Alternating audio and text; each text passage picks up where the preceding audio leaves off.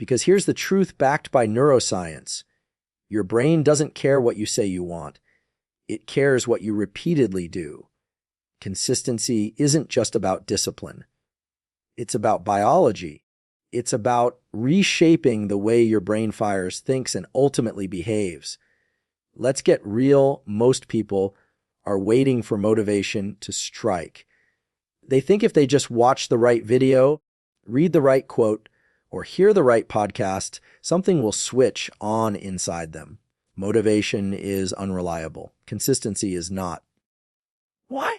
Because consistency builds what's called long-term potentiation, the process where repeated behavior strengthens neural connections. You show up and do the work again and again, and those patterns become default. You are literally wiring your brain for success, not thinking about it, not journaling about it, doing it. Force yourself to wake up early. Force yourself to go to the gym. Force yourself to study when you're tired. Force yourself to work when you feel uninspired. Do it enough times, and what once felt like pressure will become automaticity. The more often you act, the less effort it takes. That's not just psychology, that's neuroplasticity. The more you push a certain behavior, the more your brain prunes away distractions and strengthens the habit loop. That's how consistency becomes identity. You're not forcing yourself anymore. You are the person who trains. You are the person who shows up. You want confidence. Earn it through consistency. The dopamine system of your brain is wired not for outcomes, but for effort.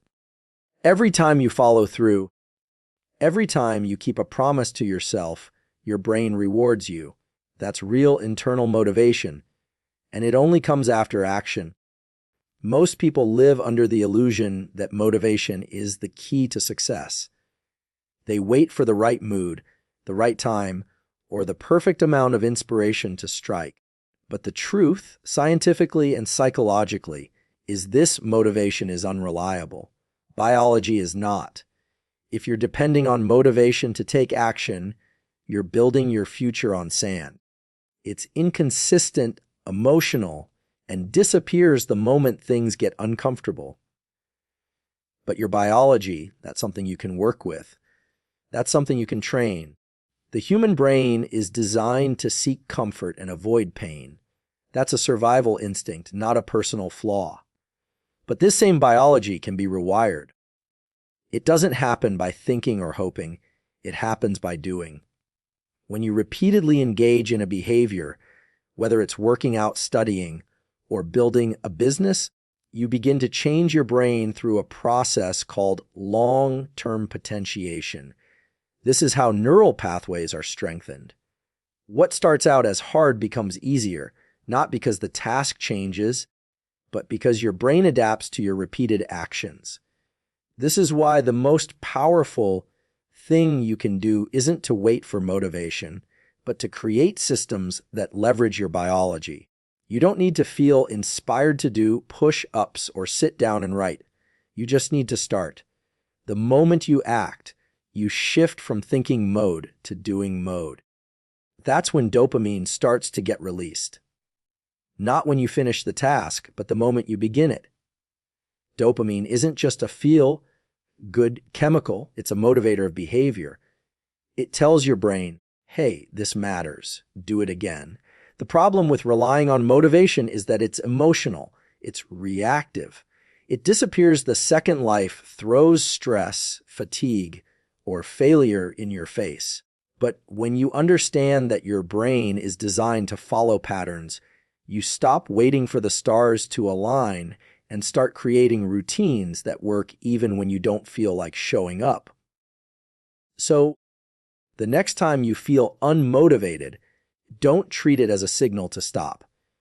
Treat it as a signal to start anyway. That's when you're building resilience.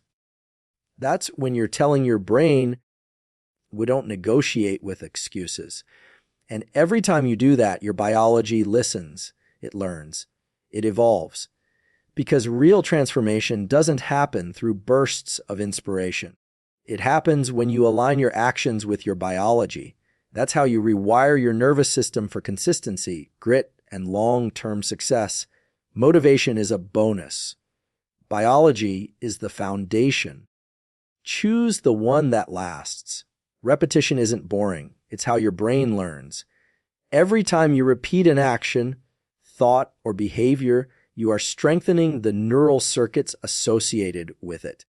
This process is called neuroplasticity, and it's the foundation of human transformation. Whether you want to build confidence, master a skill, or develop self-discipline, repetition is the key. Not talent, not luck, and definitely not motivation. Your brain is made up of billions of neurons connected by synapses. When you perform a behavior once, a signal travels across these neurons. But if you repeat that behavior daily, those signals become faster, more efficient, and more automatic. This is how habits are formed, not by decision, but by circuitry. Repetition literally rewires the brain. The phrase, "you become what you repeatedly do," isn't philosophy, it's neuroscience. Think of your brain like a trail in the woods. The first time you walk it, it's hard to find. But if you walk it every day, the grass wears down, the path becomes visible, and it gets easier to follow. That's how your brain operates. The more you use a particular neural pathway, the stronger and more dominant it becomes. This works for both helpful and harmful behaviors. Your brain doesn't care if the habit is good or bad. It just builds what you reinforce. This is why consistency is everything. You don't have to be perfect. You just have to keep showing up. Because every time you do, your brain is taking notes. It's reinforcing a new identity. It's saying, this is who we are now. That's not just psychological, that's physical change in your nervous system. And the best part, once a behavior becomes hardwired, it takes less willpower to do it. It becomes your default mode. So if you want to build a new habit, skill, or mindset, don't aim for intensity. Aim for repetition. A small action done daily is more powerful than a massive effort done occasionally. That's how neuroplasticity works. Your brain values frequency over force. It rewards showing up over showing off. Repetition also builds confidence. Every time you follow through, you create a micro-proof that you can trust yourself. That trust stacks. That belief grows. That's the real self-esteem. Not built on external praise, but on internal consistency. Again, it's not magic, it's science. When you understand that your brain is capable of change, it removes the excuse of, that's just who I am. No, that's just who you've practiced being. Practice something new. Rewire something better.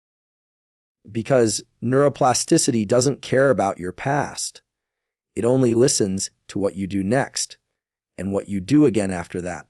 Most people think they need to feel good before they take action. They wait for the spark, the energy, or the mood to hit before they move. But neuroscience shows us that the formula is actually reversed. Action comes first. Dopamine follows. Dopamine is often misunderstood. It's not a reward chemical. It's a motivation chemical. It doesn't flood your system after you succeed. It starts to rise the moment you take purposeful action towards something meaningful. This means your brain gets excited when you begin, not just when you finish.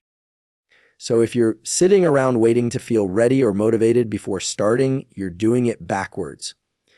The human brain is designed to survive and adapt.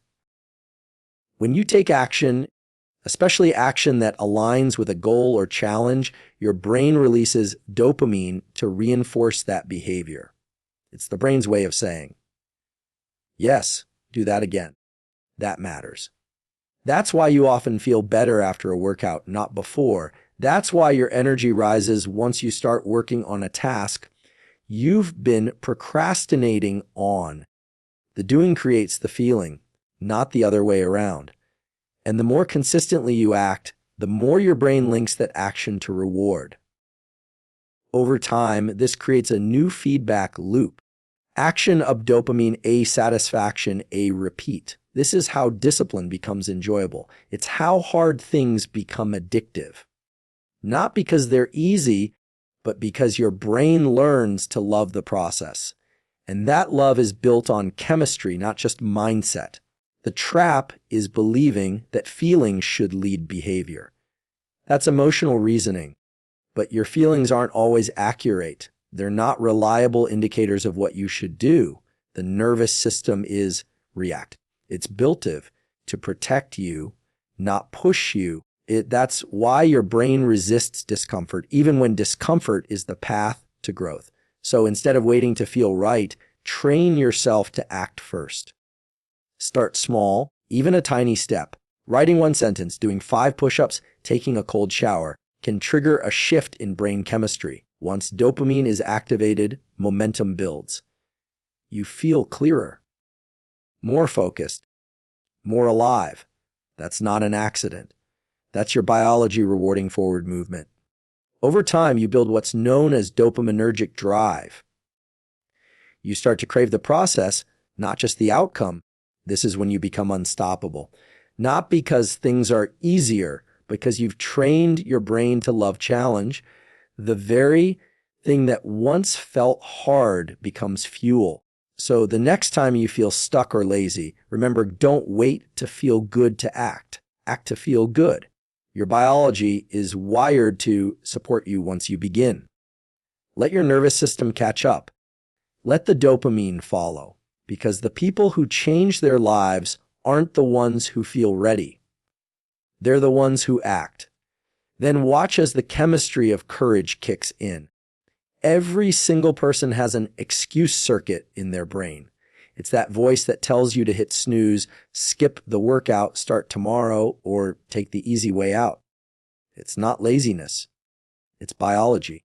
Your brain is wired to conserve energy, avoid discomfort, and seek pleasure.